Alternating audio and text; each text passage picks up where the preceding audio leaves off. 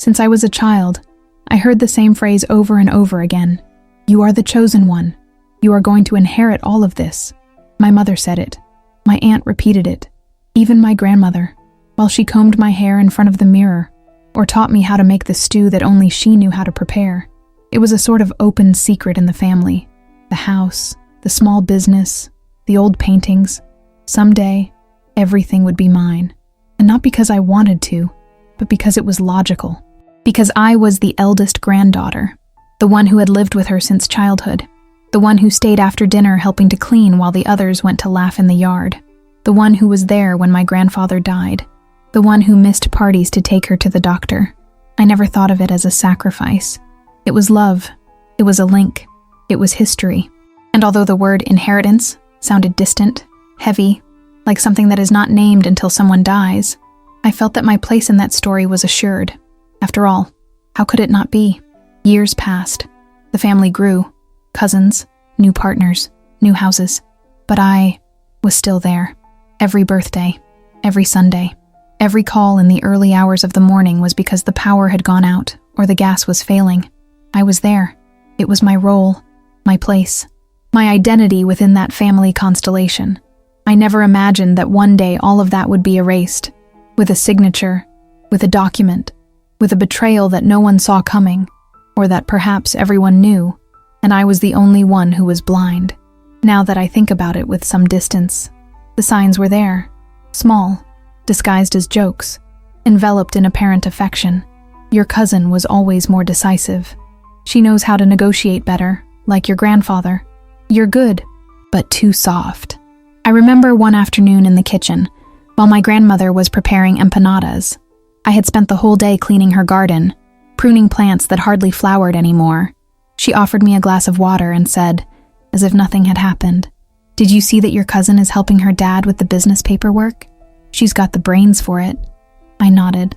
I smiled. I didn't take it as a comparison, or I didn't want to do it. After all, I was there, giving it my all. Present, available, constant. Didn't that count? The other cousins came to take photos at Christmas, to eat. I was the one who arrived first to peel potatoes, but nobody puts that in a family portrait. Gradually, the family gatherings changed their tone. My cousins started sitting next to my grandmother at every lunch. They spoke in low voices. They were checking papers. My grandmother started asking him for help with the cell phone, with the bank, with things that she used to ask me for. I attributed it to the passage of time, to modernity. I said, blood doesn't rust. But I was wrong, because in many families there is something stronger than blood, convenience. And while I was putting my body on the line, others were putting the strategy on the line. And that, it seems, weighs more heavily when it comes time to decide. That day the house smelled of incense and cold coffee. Barely 2 weeks had passed since the funeral. Nobody talked about it, but we all knew why we were there. The lawyer, a young woman, very neat with a firm voice, unrolled a document on the table. I didn't feel nervous.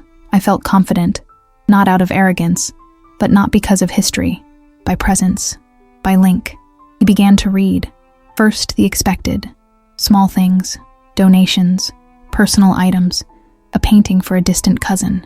Then, the central part. And I leave the house, the business premises, and all belongings attached to it to my granddaughter, Camilla. Me first. Not me. Me first. The silence that followed was brutal, a pause that seemed endless to me.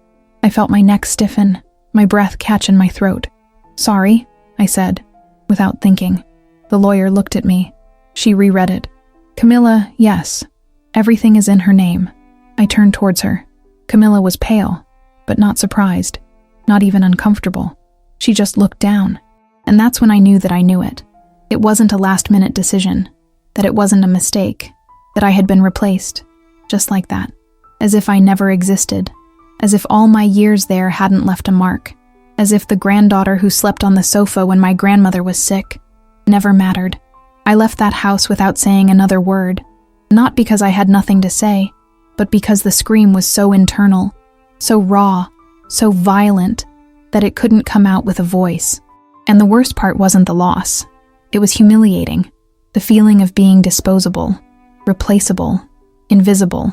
The following days were intense. I walked around the house with the feeling of being an intruder in my own story. Every corner spoke of me, but the paper said otherwise. The sofa where I read stories to my grandmother in her last months. The window I replaced with my savings when it broke in winter. The shelves I painted. The curtains I sewed. The garden I watered for years. Everything now belonged to Camilla. There was no way to erase that word from my head. Replaced. Like an old piece. Like something that stopped working. Someone useful at one time, but dispensable now that time has passed and priorities have changed. I tried to justify it. I thought maybe my grandmother was afraid, that someone manipulated her. He simply didn't think clearly. But the more I analyzed it, the clearer it became that this was not a mistake. It was a decision, and that hurt. It hurt more than anything they had said to me, because there was no argument, no fight, no breakdown. There was no visible betrayal, only the deletion, the subtle denial of my existence in the final account of his life. The family story continued its course. Lunches, photos, WhatsApp conversations, and me, out of the picture, as if I had never been part of that table, as if only now I understand that, no matter how present one is, if it is not convenient for them that you exist, they can rewrite you. And that broke me, but it also woke me up. The anger kept me from sleeping. And with the insomnia came the need to understand. No fighting, no complaining, to understand. I went to get the old papers we used to keep in a tin box in the hallway closet. There were the original deeds, tax receipts, and handwritten letters.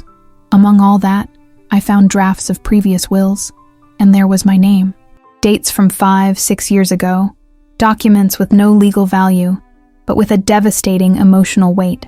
I leave this property to my granddaughter Valeria, for her dedication, love, and unconditional care. That's what one of them said. And then I knew I hadn't imagined it. It wasn't a fantasy. That once, I was considered. I was the heir. By merit, by history, by love. What happened then? I called my uncle. I asked bluntly, "Did you know they changed the will?" He hesitated. She said she didn't get involved in those things, that it was Mom's decision. I went with my mother. She lowered her gaze. Perhaps Camilla managed to get closer to the end. Approach her or convince her. Cracks began to appear. Loose phrases, contradictions, details that didn't fit. It seemed that no one had signed anything directly, but everyone knew that a change was brewing, and nobody said anything, perhaps out of fear, perhaps for convenience, perhaps because history was already written, and my role had already been crossed out. But if there's one thing I learned in that search, it's that the truth seeps through the cracks. And I was about to discover a truth that no one expected to come to light. The conversation happened one afternoon without warning. I went to see her, not with anger, nor with the intention of reproach, just with an urgent need to look her in the eyes. She was sitting in her armchair, with that knitted blanket that she never let go of, looking out the window as if she were looking for something that was no longer outside. I sat down opposite her. "Can I ask you something, Grandma?" He nodded, without turning his head. "Why did you leave me out of the will?" Silence, not surprisingly, but from whom I was expecting the question. "Camilla told you something, didn't she?" He told me many things. She turned around. Her eyes were moist, but not sad. They looked tired. "He told me that you didn't want to stay, that you didn't care about the house, that you had other plans, other projects." I looked at her, incredulous. "And you believed him?" "Partly, yes, because I was afraid you would feel pressured. And Camilla was so insistent, so sure it was for the best." "Insistent?" "Yes. He brought me papers. He helped me with procedures. He made me see everything that you never told me directly." I felt a knot in my stomach. "And did you ever ask me if that was true?" "No, I didn't do it. And now, I regret it." That confession was not a victory. It was a wound, but at least it was true. My grandmother had been manipulated. Not maliciously, perhaps, but yes, by omission. And although I couldn't change the document, something in her gaze gave me back a part of what had been taken from me.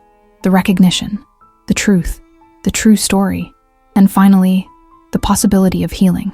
It was a Sunday, a typical family meal. Camilla was there as always, smiling, confident. My uncles, my parents, all sitting at that long table that I cleaned, served, and shared so many times. But this time, I came with something different.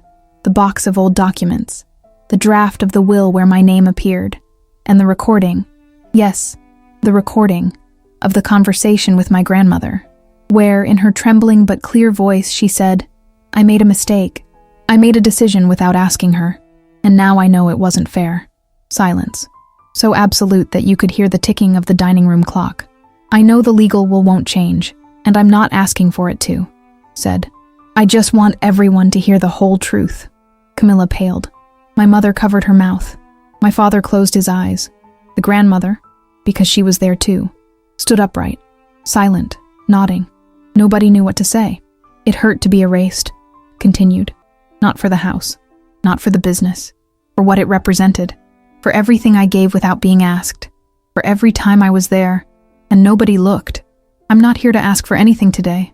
I'm here to leave this here." I put the papers on the table. "Let it weigh heavily. Let it burn. Let it be clear that history was not as they told it." And I left. There was no shouting. There was no argument. Only the dense discomfort of the exposed truth. And on that outing, I felt something I hadn't felt for months. Peace. Because in the end, silence stops hurting when it is broken with dignity. From that day on, nobody spoke about the subject directly again. But the atmosphere changed. Camilla began to walk away. Not out of guilt, but because the mask had fallen.